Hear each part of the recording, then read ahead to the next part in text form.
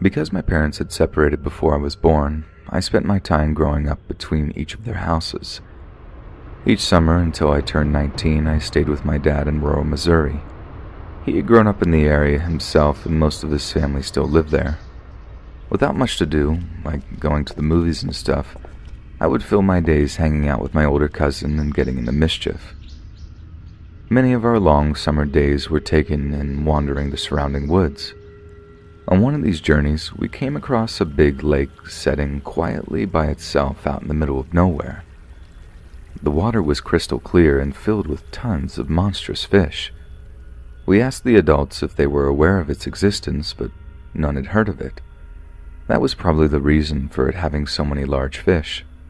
No one living in the area had fished it, and any who had in the past allowed its location to be lost.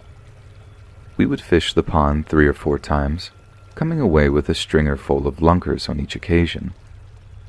On the 5th occasion, we hoped to accumulate enough for a big family fish fry. The summer holiday was starting to wind down, and we figured a fish fry would be a great way to cap it off. It was a warm Saturday morning when we headed out. We started about an hour before sunup because the walk-in took over an hour.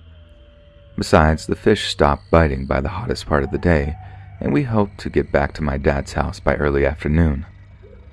The beautiful sight of the pond came into view around dawn. It didn't take long for us to get our first bites, and for the next 3 hours, the fish came quickly, one after another. Our limit was caught by 10:45, and I was rearing to get going. We had a 90-minute walk back with 2 5-gallon buckets packed to the top with fish, so I imagined another 30 could be added to that. To my displeasure, my cousin thought it would be refreshing to take a dip in the lake before we left. He tried to pressure me into joining him, but I didn't know how to swim at the time. I just wanted to get back, but he was older than me, so he was in charge. I plopped my tail onto a rock and waited while he did his thing. There was an old rope tied to a tree, probably from 100 years ago, and he wanted to swing from it. It looked unsafe to me. However, my concerns were laughed off, and he stripped down to his boxers, setting his clothes on the ground next to me. He climbed the tree a little way and grabbed the rope. Pushing off, he swung out just a short distance before the rope snapped right above him. He'd made it out far enough to hit the deep water, but probably not as far as he intended. When he hit the water, his body made a dull thud sound. It certainly didn't sound normal and likely hurt. I was planning on laughing at him and saying I told you so, but as the seconds passed, he never resurfaced. The situation was quickly becoming scary. I looked around to see if he came up somewhere farther away, perhaps floating unconscious because of the hard contact with the water, but still nothing. I began to panic and waded out as far as I dare, looking into the water for him. Unfortunately, the water became cloudy with every step I took and made it impossible to see. Soon it was clear to me that he had drowned. How, I had no idea. Perhaps if I could have swum back then, I may have been able to help him, but it was too late now. I was helpless to do anything more than pack up and head home. On the entire walk back, a small nugget of hope lingered in the back of my mind that he had tricked me and would pop up at some point. This didn't happen, however, and the dread I carried of telling my family grew with each step. I tried several times to find the words, but with each attempt, I would break down and choke on my tears. Ultimately, I could only manage, "Mark drowned." They got the point after that, and once I was able to pull myself together, I led my dad and uncle back out to the pond. Mark's body was still nowhere to be found. With no other options, we went into the sheriff's office to report the drowning. When I realized where we were headed, I started freaking out. In my young mind, I thought I was going to get in trouble or be blamed for my cousin's death. It took a few minutes, but they were able to convince me I wasn't in trouble. Even after they had, I couldn't help but feel guilty every time I looked at my uncle. Regardless of what he claimed, I couldn't believe he didn't blame me, even if it was just a small amount. I explained what had happened to the sheriff, and the search began the next morning. Just by chance, that was the day I was going back to my mom's. That Monday night, my mom sat me down to tell me that a team of divers had found Mark's body earlier that day. When they discovered him, one of his feet were hung up on a sunken log, so they assumed that was why he never resurfaced. I wish I could say this made me feel better, but it did not. It did, however, serve as a catalyst to learn how to swim. The guilt of not being able to help my cousin stayed with me for most of my life, and I never wanted to be in the position of not being able to help another person ever again. So in a twisted kind of way, his death had a positive impact on my life. However, if I had the choice, I'd still prefer that he be with us.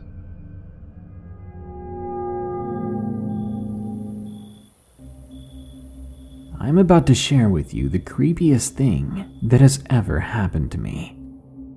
When TikTok was just in its early stages, I was a user there. You wouldn't yet see the occasional lip-syncing or dancing, and sometimes you would see some things far more terrifying than that. It was a cold December 12th, back in 2017. I was in my room playing NASCAR Heat 2, when all of a sudden, I got a call from my best friend, Jax. I opened the call on Skype and was surprised to hear what he had to say. Usually when he calls me like this, it's emergencies. He told me about TikTok for the first time then quickly asked me if I wanted to prank some people for his YouTube channel. This was out of the blue, but I agreed to it. I downloaded the app and soon got a notification saying that Jax's username has friended you. I accepted it and instantly messaged him on there. However, there was something wrong. He then messaged me to send him my address. This wasn't normal considering he already knew it. We were close friends after all and often went to see each other. Despite how weird this was, I went ahead and reminded him. That's when I got a notification saying that a different username with the name Jax in it had friended me. I got a little annoyed thinking he made another account already. He then called me on Skype, and I answered. His voice suddenly had a more urgent tone to it. He said that someone had hacked his account, and I remember thinking, we haven't even had accounts for a day yet. How did that happen? I asked him how he knew he had been hacked, and he stated that the person who did this was probably the same person who was trying to hack his YouTube channel, something I had no idea about. I then asked him if he had made another account, and read the usernames to him, and he replied that no, which meant the account I gave the address to was not my friend. My stomach twisted into a knot. I hung up and grabbed my phone and locked my bedroom door. I reported the user on TikTok and began to wonder how much trouble I might be in, if any at all. Surely if this was just some hacker, he was only going to prank me. But about an hour later, when I was just beginning to calm down, it happened. There was a sudden banging on the door. It startled me at first, then I picked myself up to go answer it. The moment I had cracked open my door, there was a massive splintering, cracking sound, and then a slam. My heart stopped, and I stood frozen in my doorway. Because what that sounded like was the front door being bashed in. I shut the door and locked it, then hid behind my big beanbag, quickly dialing the cops. I was panicking, having trouble breathing right. Even the operator was trying to get me to calm down, reminding me that the police would be there shortly, but it didn't help. After a few moments, I could hear footsteps outside my bedroom door, and then someone tried to turn the knob. I stopped breathing altogether then, terrified that whoever it was would hear me if I even tried to breathe. That's when the worst happened. The laptop began to buzz with the sound of an incoming Skype call. It was my friend. I could see the screen from my hiding position. He must have been worried about me, but he didn't realize what was going on and had no idea that he just gave me away. That's when I heard fists beating against the wood of the door. This guy must have been huge. because I could hear the door being chipped away at, cracking and splintering under his weight and strength. But when I heard the squeak of brakes outside, I prayed that I was saved. The man must have heard it too, and stopped. A few moments later, I heard the sound of rapid footsteps leaving the house, through the back door, I think. Then there was the sound of 2 different pairs of footsteps coming in through the front. They scoured the house, then made it to my room, which was locked. I was too scared to get out of my position to open the door. They even called out that they were the police, but I think I was in shock. Eventually, they busted down the door, and they found me under my beanbag. They took me to the police car while one of them watched me, and the other searched the rest of the house. Whoever broke in was gone, and none of us had any leads on who he was or why he did this. I've talked to my friend about it, but he won't give me any answers or clues. But the police had a theory. Based on his online patterns, they believed him to be a part of a trafficking organization. Hearing this, I was horrified. If the cops did not arrive in time, I would have never been found.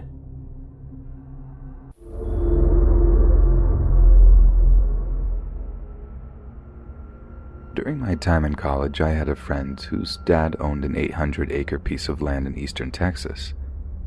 In the past, he leased it out to hunters and paper companies, but was no longer doing it. He had built a cabin on the land a few years before and would let us go out there from time to time to mess around. It served as a great way to relax from the pressures of school and getting closer to nature. The spring break of 1997, we loaded up our trucks and headed for the cabin. Our plans included shooting guns, drinking beer, and other things rednecks like us do in the woods. Our first morning kept us pretty busy cleaning the cabin and moving all our stuff inside. Around dinner, we made a big fire outside and cooked a bunch of steaks and fried potatoes. We skipped dessert and broke open some beers. The sun went down not long after, and for the remainder of the evening, we got loaded and passed around a joint or two. At some point in the night, I heard a shuffling noise outside and went out to check on it. The fire was barely burning at that point, and just outside of its light, I swore I could see the shape of a man standing completely still. From what I could tell, he was facing me, perhaps waiting to see what I would do. I blinked my eyes real hard to get a clearer look, but my position and the lack of light made it hard to see clearly. The shape continued to stand still, so I decided I'd walk up a little closer in hopes of getting a better picture. The thought terrified me, but I was transfixed by the being. Or perhaps I was still too intoxicated to make wise decisions. I took 2 steps forward, but was distracted by a voice behind me. My friend had woken up and noticed the door was wide open. So he got out of bed and saw me walking around the fire. His voice caused me to jump a little, but I soon realized who it was speaking. I asked him if he saw the figure on the other side of the fire pit. He just laughed at me and said I must be so stoned I was seeing things. We laughed it off and returned to bed. On my way, I turned back to take one more look, but the shape was no longer there. I chuckled to myself and went back to sleep. The next morning, I wrote the whole experience off as the result of too much fun and went on with my day.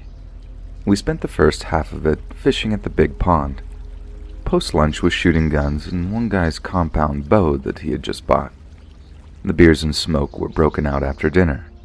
A game of poker was attempted but soon canceled in favor of another evening telling lies around the fire.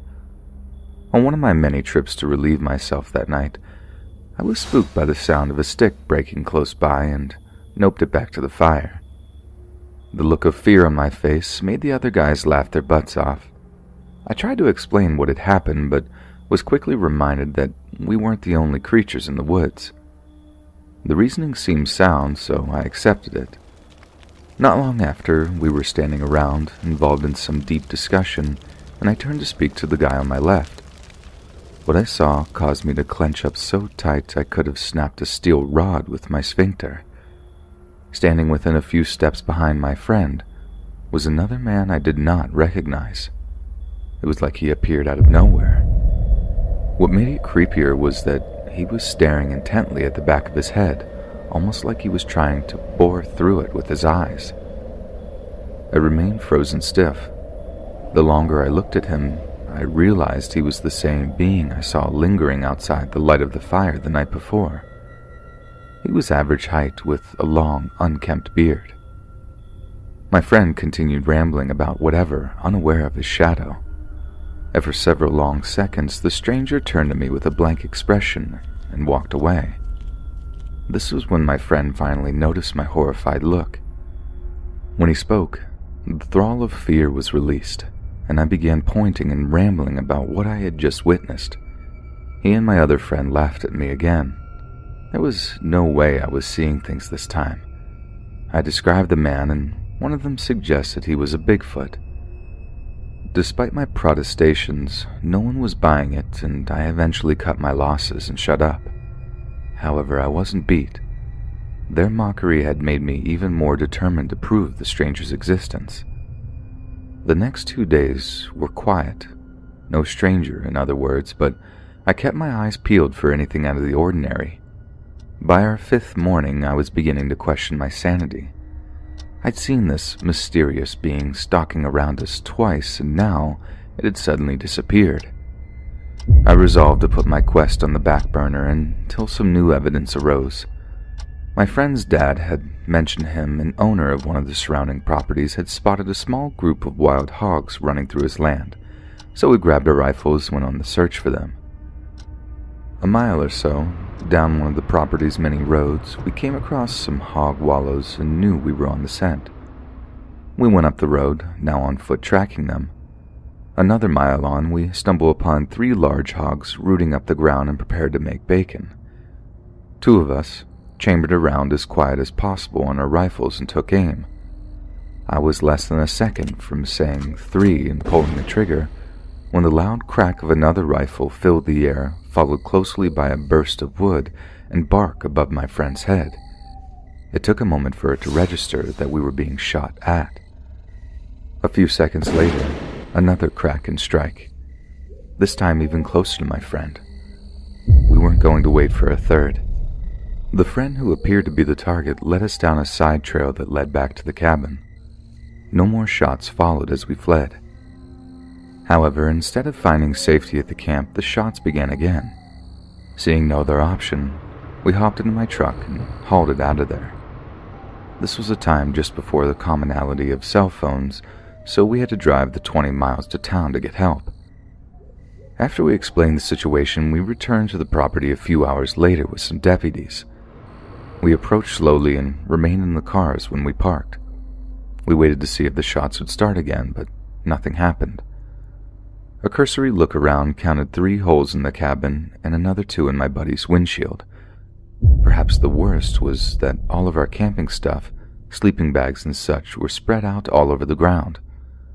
Luckily, we'd smoked everything the night before, so the police were none the wiser. Nothing was missing but a box of .30-30 ammo and, strangely, my sleeping bag and wool blanket. A theory began to form in the deputy's mind that we had stumbled upon a squatter or poacher camping out on the property for whatever reason. They acted as if they were going to let it go, but once my friend's dad, who owned the land, heard about it, he put pressure on them to start a search. This was about the time I repeated my story of seeing someone lurking around the cabin. No one was laughing now, and my story was finally being taken seriously by somebody. The search was led around the property by my friend's dad. School had already begun again by the time it took place. It continued for a full week, but nothing other than a few old camps were found. It was assumed that he knew the heat would be on him after the shooting incident, and he moved on. During the course of the investigation, several avenues were followed to ID the stranger like escaped cons, but he remains unidentified to this day. Because of the chance of another attack, our trips to the property ended. The next year we tried to camp out somewhere else, but it wasn't the same and our nature getaways died out. Within 5 years, my friend's dad had a heart attack and lost interest in the cabin. The paper company's lease were renewed and the land's trees have been used to make paper and pulpwood products ever since. Each time I jot down a quick note, I'm reminded of our awesome trips and especially the odd and terrifying week that caused them to stop. I do, once or twice a year, talk to my old college friends on the phone. As far as he's heard, that crazy stranger still hasn't been caught. We sometimes theorize as to his origins and where he may have ended up. I, however, often take this much further when I'm alone.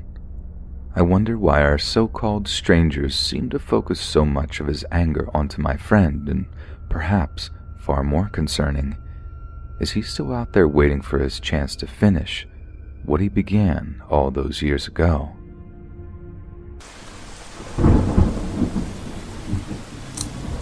I was around 11 or 13 at the time. I would always love to go into the woods to just have some fun with my cousins, but sometimes I would stay in my backyard. Sometime in the middle of June that year, something happened that would change the way that I saw those woods. I was attempting to stay the night in my treehouse. It must have been only a few hours until dawn at the time. The treehouse is located at the edge of the woods, and I was alone at the time, or so I thought. I climbed into the treehouse and looked out the window. It was then that I realized I was pretty thirsty, so I decided to go down and walk towards my house. Around that time, I got this feeling that someone or something was watching me. I ignored it and thought it was at most some wild animal. I made it into my house and grabbed my bottle, which had some Yoo-hoo in it, which was my favorite drink as a child. As I exited the house, I noticed that our old blonde lab had followed me. He was a good dog. I gave him a quick pet, then went on my way to the treehouse. As I entered the treehouse, I looked out the window, glancing back in the direction of my dog. I noticed that he was no longer watching me. He was instead staring into one particular part of the woods. I'd never seen my dog do that before. If there was something that piqued his interest, he would go check it out. I'd never seen him just stay still like that, as if he was scared. But then he began to make this low, deep growl. I called out to him, "Rocky, what do you see, boy?"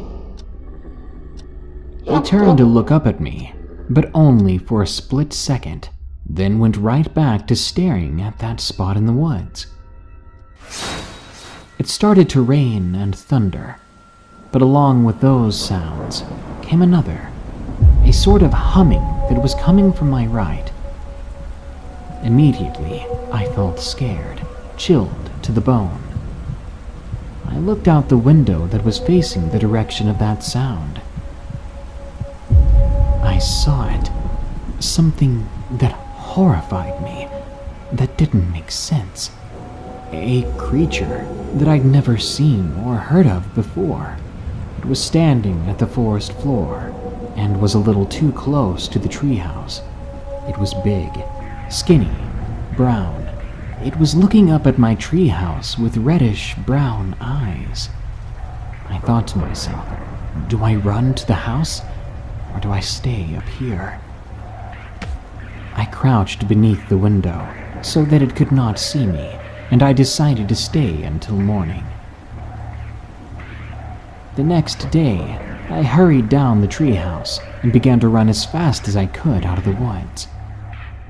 After that incident, I didn't want to go into the woods ever again, because whatever that thing was could still be lurking out there, waiting for its next meal.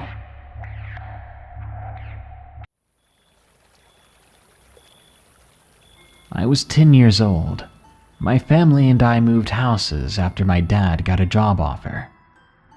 I had to leave my old neighborhood, leave along my old friends, and my sister and I had to get used to things all over again.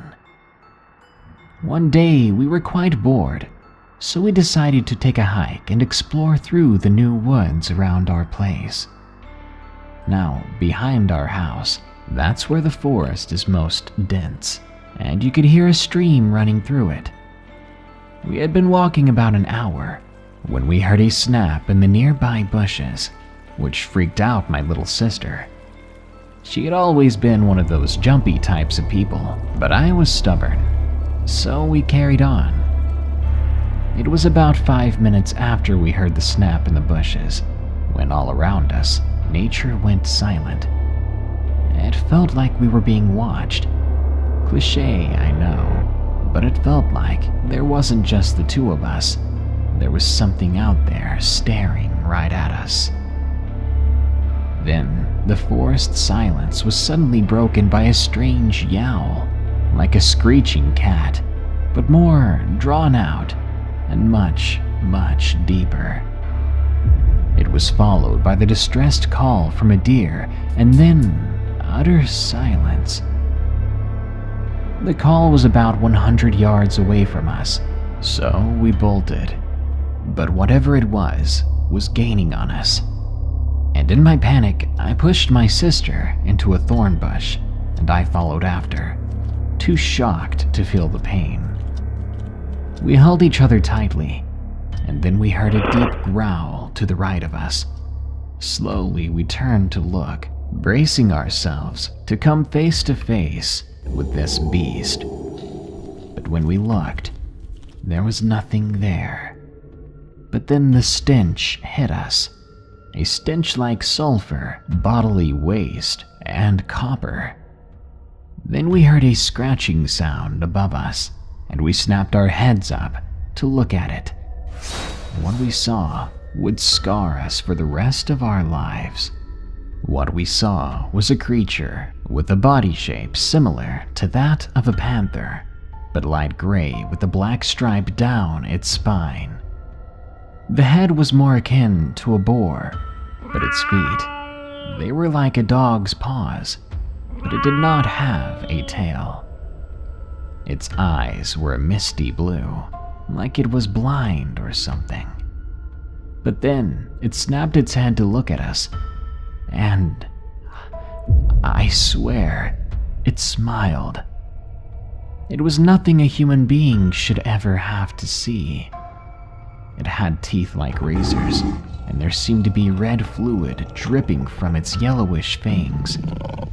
We ran, and we did not look back, not even as the branches began snapping, and the growls and grunts of this creature echoed. When we got to the edge of our property, the paw steps faded away.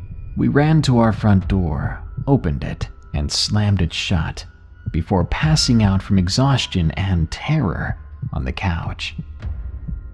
My sister and I still talk about this incident, and each time we bring it up, the same spark of fear blazes in her eyes.